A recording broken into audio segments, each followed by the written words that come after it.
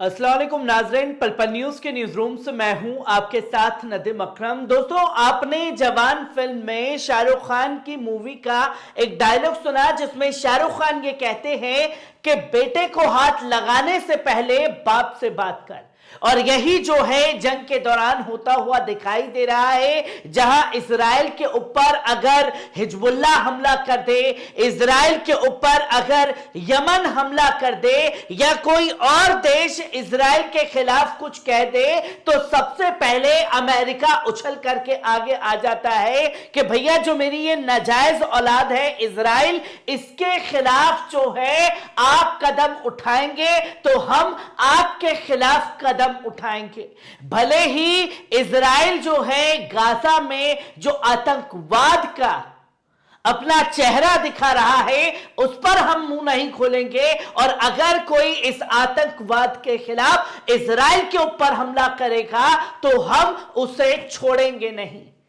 ये करके जो है हर बार अमेरिका द्वारा दिखाया गया, और इस बार भी ये किया गया है, वो भी यमन के खिलाफ, जहां यमन ताबड़तोड़ हमले जो है इजरायली शिप्स के ऊपर कर रहा है, अमेरिकी नेवी को भी निशाना बना रहा है। तो अमेरिका बुरी तरीके से बौखला गया है और साफ तौर पर एक संदेश जो है यमन के लिए जारी कर दिया है, जो कि आप ये स्क्रीन पर देख रहे हैं कि the UN world food programme will exclude Yemen because Houthis military aggressions against Israel. जो अपना गुस्सा है, अपना अग्रेशन इजराइल के खिलाफ यमन दिखा रहा है, इसलिए हम जो है उनका फूड बंद कर रहे हैं, एक्सक्लूड कर रहे हैं, उसके उस जो डील थी उसे पूरी तरीके से खत्म कर रहे हैं। आतंकवाद जो है यमन फैला रहा है, और ये जो हाईजैकिंग करके एक संदेश दे रहा है यमन, ये सबसे बड़ा आतंकवाद है।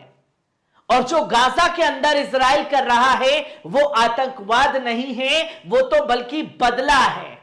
और बदला नहीं है, वो बेंजामिन नेतन्याहू का इंतकाम है। जहां दुनिया देख रही है कि किस तरीके से अमेरिका और इजराइल मिलकर के गाजा के मजलूम फिलिस्तीनियों का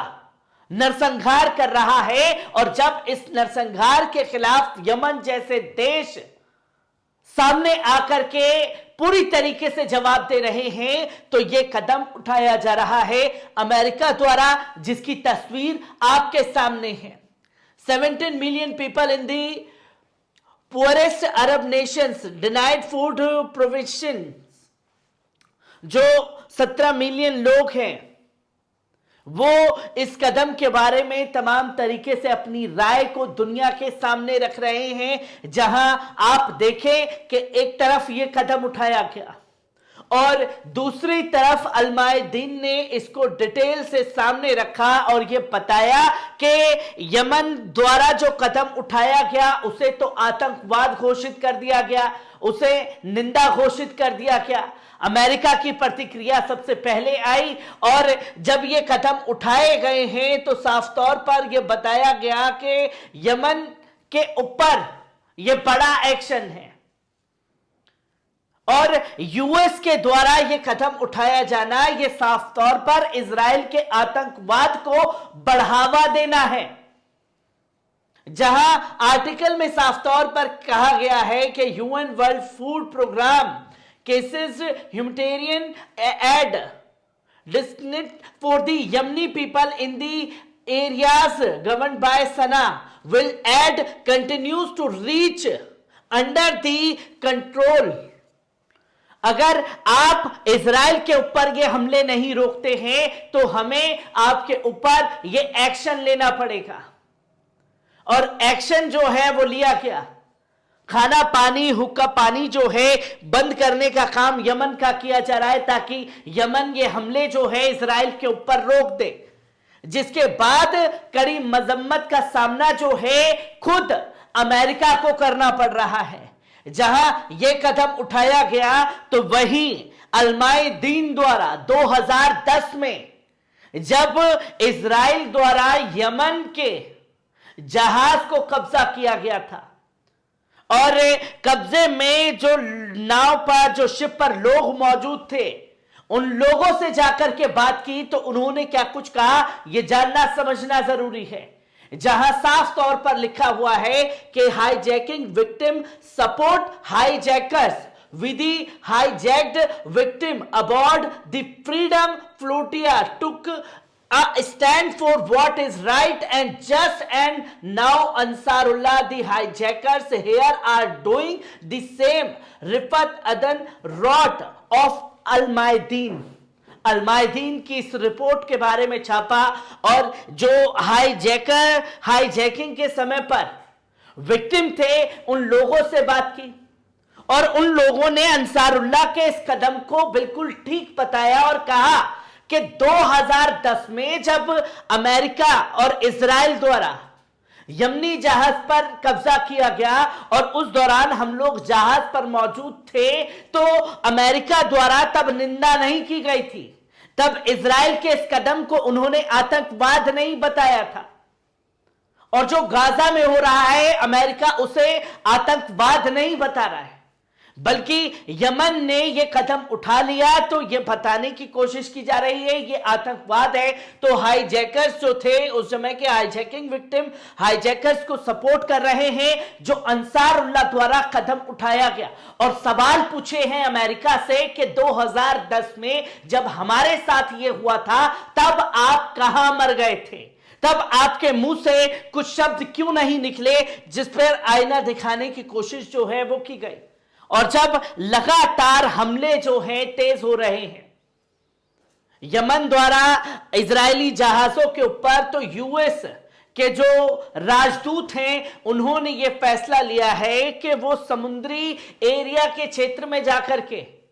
चाहे गल्फ हो चाहे रेड सागर के आसपास जाकर के वो देखेंगे कि कैसे लाल सागर का रास्ता छोड़ करके जो यमनी क्षेत्र के आसपास है उसे छोड़ करके आगे बढ़ा जा सकता है, उस रास्ते को चेंज किया जा सके, जो कि एक मैसेज देने की कोशिश है। और तमाम इसके लिए जो अमेरिकी राजदूत हैं वो कभी सऊदी अरब के तमाम नेताओं से मुलाकात कर रहे हैं और अरब देशों के नेताओं से बात कर रहे हैं, उनके फॉरेन मिनिस्टर से मिल रहे हैं कि आप यमन को समझाइए कि ऐसा कदम ना उठाए।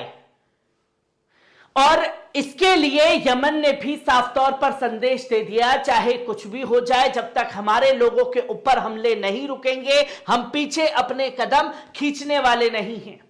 जहां आप ये देखें कि यमन ने गाजा के लिए जो कदम उठाया है, Yemen is the poorest nation in the Arab world, but in 2 weeks time it did what no oil and gas rich Arab nation could do by seizing their ships and costing Israel more than 2 billion by forcing its ship to go around Africa. Yemen showed up. Where are the Arab states? अब लोग जो हैं वो खुलकर के सवाल कर रहे हैं। अरब देशों में सबसे गरीब देश जो है वो यमन है, और यमन के पास ना बड़े बड़े गैस प्लांट हैं, यमन के पास ना बड़े बड़े ऑयल के खदान हैं जिसके ऊपर वो अपने आप को वर्ल्ड में सबसे अमीर बना सके। और यमन ने ये करके दिखा दिया कि उसके पास भले ही कुछ ना हो, चाहे अमेरिका हो इजराइल हो, उससे लड़ने का जज्बा उसके पास है। और जब यमन ये कदम उठा सकता है और सऊदी अरब साउथ अफ्रीका तमाम तरीके से बायकॉट टोटली